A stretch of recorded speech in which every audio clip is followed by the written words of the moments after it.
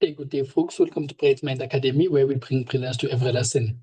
Let's look at question 8 for the May-June 2024 question paper that was written. For those who were rewriting rather in that particular year thereof. All right. So it says, determine f prime from the first principle if f of x is given to me as that one. So remember what I like to do for these types of questions. I like to say my f of x, it is equal to 1 divided by x, right? So then the second step that I do, it is to actually find f of x plus h. That is really easy. Where I see x, I just put x plus h. Oh, and then the third step, I just find f of x plus h minus f of x. Why? Because remember the formula says f prime of x, it is equal to limit as h approaches 0 of f of x. Sorry about that. Plus h minus f of x divided by h. So I just want to manipulate this already. And for this type of question, I like to manipulate it here because it's going to be tricky when I try to solve it here. Okay, actually for every type of question, I always do it like that.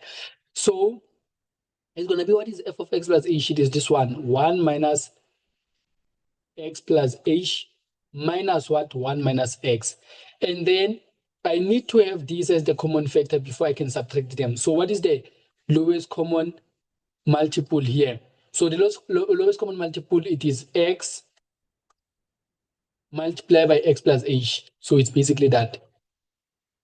So, and how easy is this? So it means now what can I do? I can now say x multiplied by 1. Because why? Because can you see this one has x plus h. It is only left with what? With x. So I can just say, okay, let me multiply this with x. Such that it becomes what?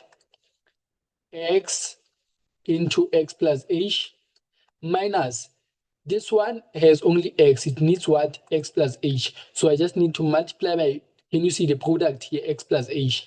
So I just need to say, oh, okay, let me multiply this by x plus h. Put inside the bracket, very, very important. Divided by, even if you do not put inside the bracket, I want to show you something. Divided by, actually, now it will be the same as x into x plus h. Okay, it will have the common, let me actually not write this under one thing. This one we multiplied by x, and then it will now have x into x plus h. Basically, we multiply by x at the top and the bottom. And then minus, this one we multiply by x plus h at the top as well as the bottom. I get, and then now under one denominator, can you see now they have the common denominator, which is x into x plus h. And then I'm going to have x, then minus a, negative by positive, it is negative x, and then negative by positive, it is negative h.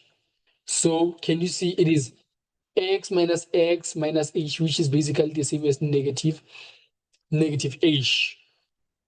Okay, yes. And then do I need to simplify this? Well, I can leave it as it is, so I'll just simplify it, but it's fine. Even if you leave it as it is, it won't make any difference. So it will just be x squared plus xh. And then, am I in a position of going there? Yes. Remember, every time when I come to this step, whatever that was visible here should not be part of this part, final answer. So can you see I had x here? Can you see that here I do not have any x roaming around alone? So when we move on, we're going to go to say, okay, I have my formula that says, for me to find this one, I need limit as h approaches 0 of what? Of f of x plus h minus f of x all divided by what? By h. Now, this is what I like to tell my students, that if you were to use the normal division, if you substitute, it's going to be trickier for you. So instead, do this. What is f of x plus h minus this? We have already found that it is this, right? So it's going to be negative h divided by x squared plus xh. But now I'm going to use the normal division. I'm using this division here. It is the normal division divided by what? by h over 1. Right? But remember, I can apply what? T-pen times. What does T-pen times mean? Remember, I'm trying to... okay, let's apply T-pen times, by the way. Divide by... what is this? Okay, h is equal to 0. I'm going to have negative h. Okay. Remember, if I do not want to write it like this, I can say it is all divided by what?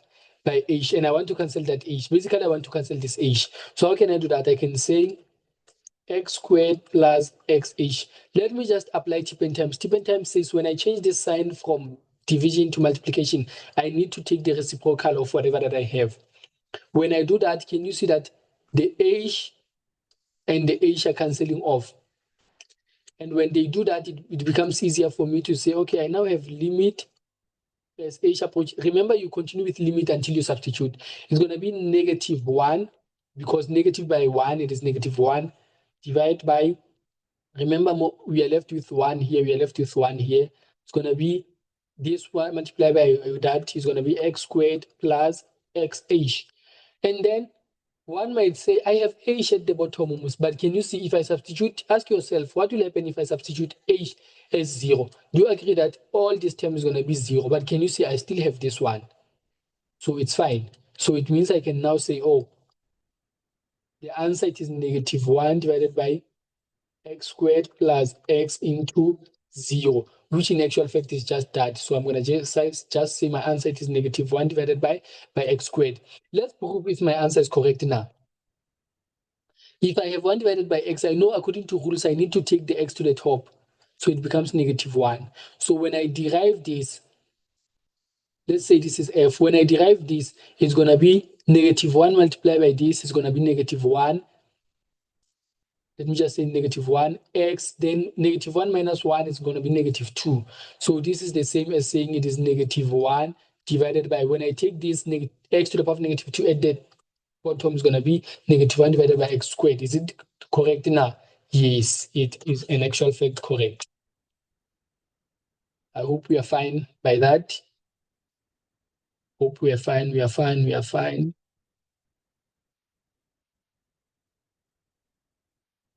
Okay. Let me just clean this mess so that we can move on quickly and beautifully, nicely thereof. Just clean the mess, the mess, the mess, the mess. Okay. So, and then the next question now we're going to be looking at derivative rules. Derivative rules. So I have d dx of square root of 4x to the power of 6 plus square root of 2 multiplied by x squared. Remember, when I go to this type of question, I need to consider my rules. The first rule say, I do not want what are you differentiating with respect to? You are differentiating with respect to x. So I do not want x inside this. So I should convert this to okay. And second one, I do not want what I'm differentiating with respect to be at the denominator. So I'm going to just change it. So another example, I can say if I have cube root of x to the power of 7, it's going to be x to the power of 7 divided by whatever that it is in the radical here. Or here I can have 1 divided by, okay, 3 divided by x to the power of 4. So I'm going to just leave the 3 exactly as it is there. And then when I take this to the top, it's going to be x to the power of negative 4. I think you're understanding this. And then let's just, is this fine? Can I derive? No, I cannot derive. Why? Because now, can you see that the 6, it is inside the square root? Can I derive this? Yes, this one you can derive it because what you are differentiating with respect to, which is x squared, is not inside the square root. But now I cannot differentiate this one first and then while I'm fixing this. No, you need to fix everything and then derive once. So I can rewrite this and say it's still d dx. What I need to fix it is this one. So how can I fix this? You know, this is the same as square root of 4 multiplied by square root of x to the power of 6. What is the square root of 4? Square root of 4 is 2. And then what is the square root of x to the power of 6? It's going to be x to the power of 6 divided by 2. Remember, I said it's going to be, okay, I removed it. If I'm having cube root of x to the power of 7, is going to be x to the power of 7 divided by 3. So similarly here, it's going to be x to the power of 6 divided by the 2 here. So it will just be x to the power of 3. So I have x to the power of 3 thereof. So I want to believe you see how I simplified that. Plus, do I need to change square root of 2? No. Why? It is just a constant. And then I have x squared. Can you see that the x squared it is outside the thing? And let's check what I'm differentiating with respect to. Is it fine now? Yes. Why am I saying it's fine? It is not inside the square root. It is not inside. It is not at the denominator. I repeat, this one we do not care whether it is inside the square root or what. It can be inside the square root. Either way, it is just a what? It is just a constant. Okay. Yes. So am I in a position of deriving? Yes. When I derive, what happens? This just falls off. Okay. Remember, this is the same as saying dx. So it's just the same as dx. So can I derive this? Yes. What is 3 multiplied by 2? It is 6x, then minus 1, it is squared, plus 2 multiplied by square root of 2. Guys, 2 multiplied by square root of 2. It is not equal to 2 multiplied by 2.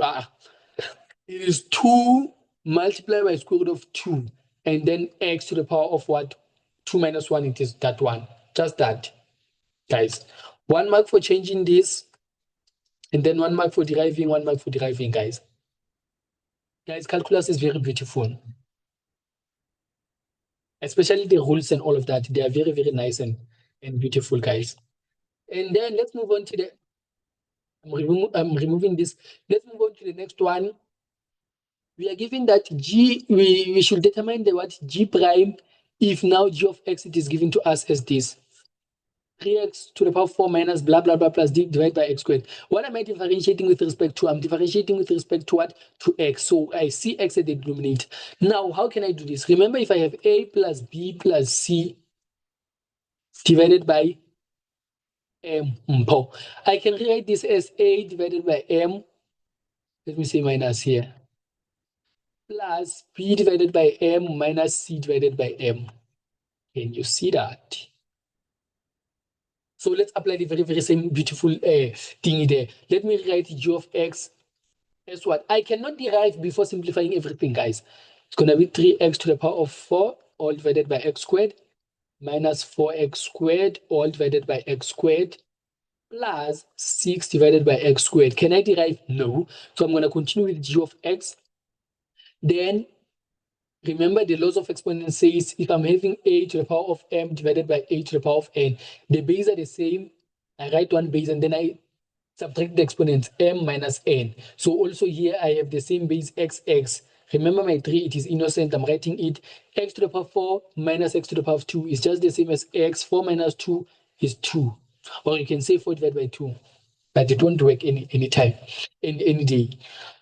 Okay, and then minus, can you see that the x squared and the x squared are cancelling off, and I'm just going to be left with minus 4 plus, can you see that this is there is nothing to cancel off, but the x squared it is at the denominator. How can I do this? I can do this by taking this to the top. How can I take that to the top? It's going to be x 6 x to the power of negative 2. Can you see there is no square root?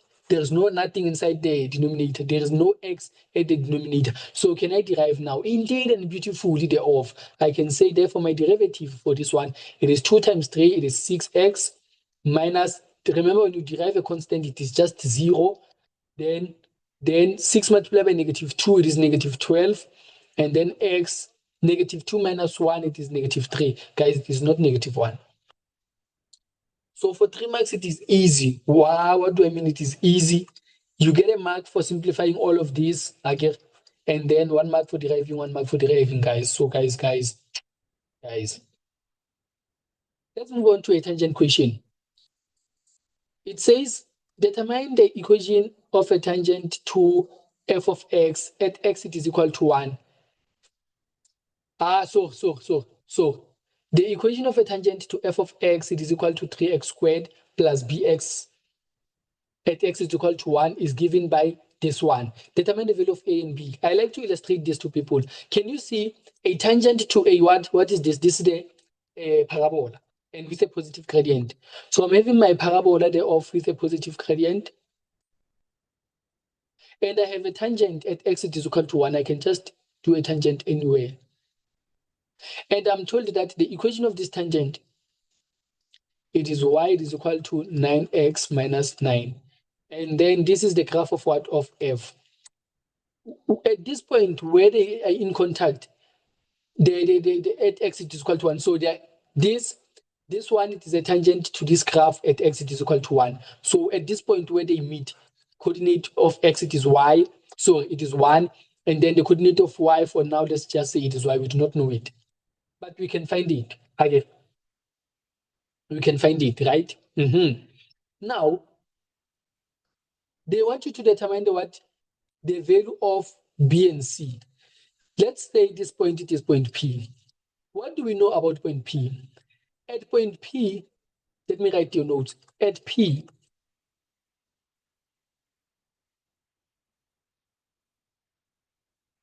the tangent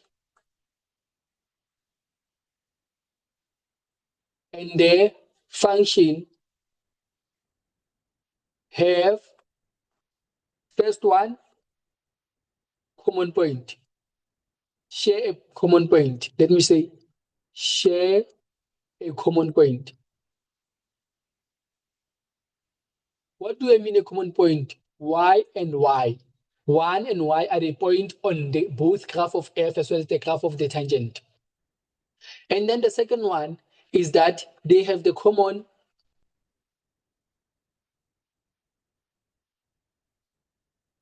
gradient at the specific x coordinate. What is the specific x coordinate? The x coordinate where they meet at x, it is equal to 1. What do I mean by that?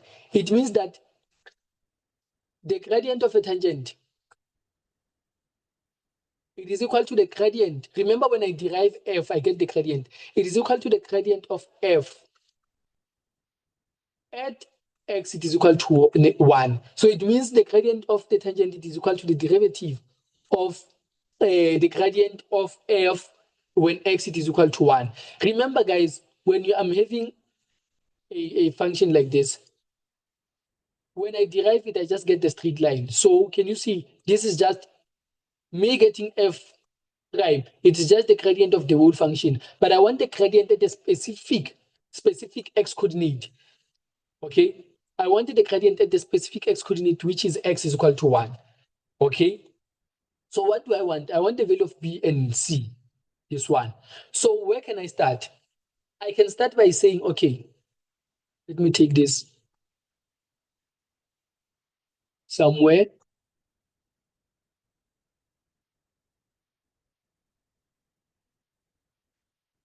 I'm going to say, okay, I know that at this point, the value of y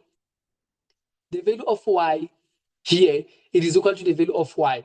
Why? Because I'm saying the value of y here, it is the same for the graph of the tangent as well as the graph of f. What do I mean by that? It means f of 1, the value of y when x is equal to 1, it is equal to what?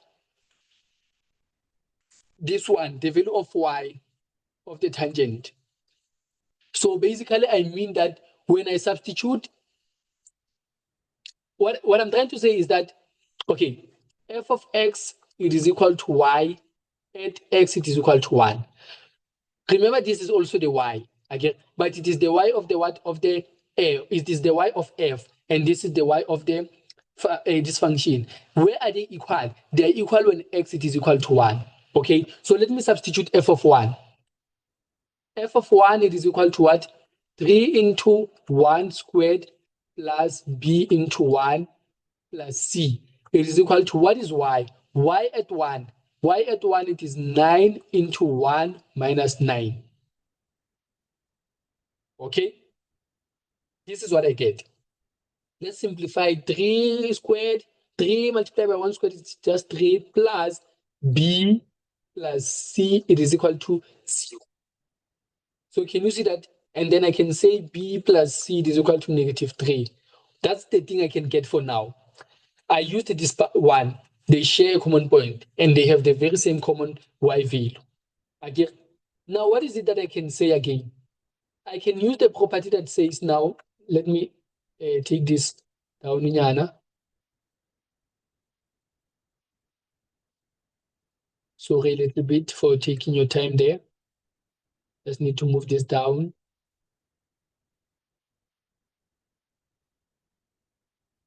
Okay, I think here it will be fine. So that I can continue with my calculation. So I'll just say this is equation 1 maybe. What do I know again? I know that the gradient, okay, of the tangent, it is equal to the gradient at x, it is equal to 1. What do I mean by that? It means the gradient of the tangent,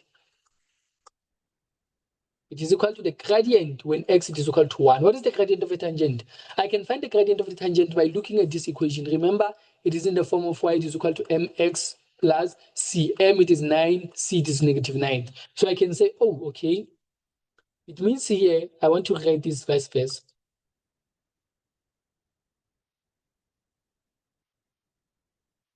Okay, let me write this.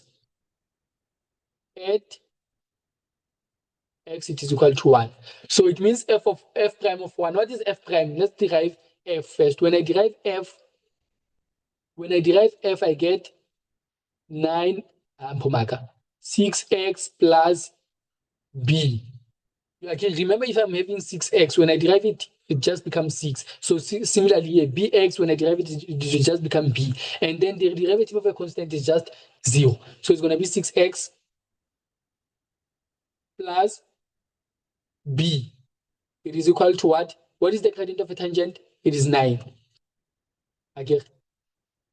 So now, but at x is equal to 1. So I can say 6 into 1 plus b is equal to 9. And then can you see that b is going to be 9 minus what? 9 minus 6, which is in actual fact 3. Okay. And then I can take this one now and substitute it here. Okay, let me say, let me write it in terms of c. C is equal to negative b plus minus 3. I've taken these 2 to the other side. So how can I find the value of c? I can say, therefore, c it is equal to negative b minus, no, what are you doing? Negative b it is 3 minus 3, which is what? Negative 6. So here's the value of b as well as the value of c, guys.